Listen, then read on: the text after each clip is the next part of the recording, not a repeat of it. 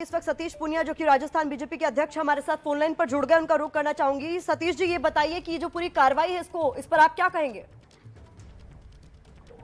देखिए, 300 साल पुराना मंदिर था और उसको इस तरीके से डेमोलिश करना, इसको कोई भी जायज नहीं बताएगा, क्योंकि ये मुझे लगता है कि उसी सीक्वेंस में है जिस तरीके से मुख्यमंत्री पूरी कम्युनिटी को अपील करना चाह रहे हैं, अपने वोट बैंक को उस तरीके से पुख्ता करने के लिए, मैसेज देने के लिए, ये भेद पैदा करने के लिए ये सरकार के इशारे पर सीधी सीधी कार्रवाई है। सतीश पुनिया जी, जो अशोक गहलोत की सरकार की तरफ से बयान आया उसमें कह रहे हैं कि मास्टर प्लान के बीच में आ रहा था ये मंदिर, तो क्या वो जो सफाई दे रहे हैं उससे आप किसी भी रूप में सहमत नहीं है? क्या कोई और आपको लगता है वजह है इस मंदिर को हटाने की?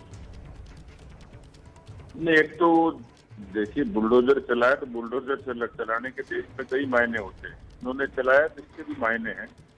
ये जिस तरीके से करौली के बाद में एक पोलराइजेशन हुआ है माइनॉरिटी और मेजोरिटी का, जिसको इन्होंने ज्यादा हवा दी है, वो उनके बीच में अपने वोट बैंक को पुख्ता करना, अपीजमेंट को करना, उस चीज की एक एक्शन है। लेकिन ये नगर निगम का कार्य है ना सतीश पुनिया जी, मुझे आप ठीक कर सकते हैं अगर मैं गलत बोल रही हूँ, तो क्या नगर निगम में बीजेपी नहीं है? अगर उनका फैसला था तो फिर किस तरह से आप सरकार को घेर रहे हैं?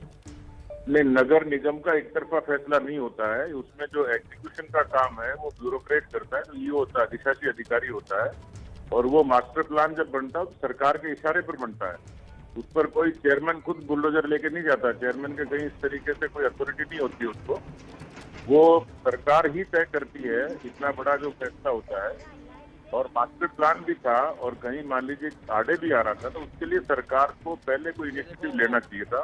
उनके पास पूरी मशीनरी है, पूरे लोग हैं सरकार के, इसमें जो संबंधित पक्ष है उनके साथ बैठ के बात करनी चाहिए। आपने कहा कि यहाँ एक मैसेज देने की कोशिश अशोक गहलोत सरकार द्वारा की गई है, किसे मैसेज देने की कोशिश की जा रही है? क्योंकि यही आरोप दिल्ली में लग रहा था जब जहांगीरपुरी में कार्रवाई हुई थी कि एक वर्ग को मैसेज देने के लिए बुलडोजर चलाया गया, तो आप भी वही बात कह रहे हैं? नहीं, वर्ग की बात नहीं है। देखिए, इस देश में जो एक तरीके के राजनीतिक ध्रुवीकरण कांग्रेस ने ही किया है माइनॉरिटी और मेजोरिटी का, लेकिन मेजोरिटी के भी अपने ह्यूमन राइट्स हैं, उनके मानवाधिकार हैं, उनके साथ कोई एट्रोसिटी होती है तो वो भी पक्ष तो सामने आएगा ही। ये करौली में हुआ और इसलिए ये जो तरीके की जो मानसिकता की लड़ाई है कांग्रेस ने ही शुरू करी।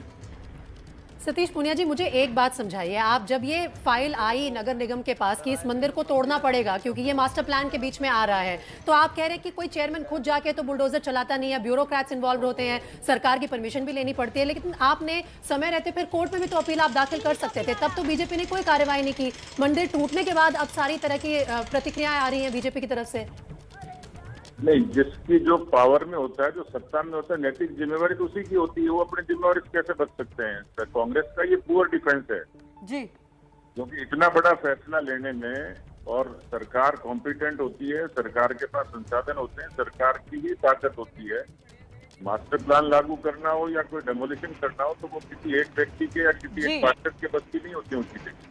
ठीक है, बहुत शुक्रिया सतीश पुनिया जी हमारे साथ जुड़ने के लिए, अपना वक्त देने के लिए। तो सतीश पुनिया को आप सुन रहे थे कि जो कि राजस्थान में बीजेपी के अध्यक्ष है, उनका कहना है कि एक मैसेज देने के लिए इस तरीके से मंदिर पर कार्रवाई की।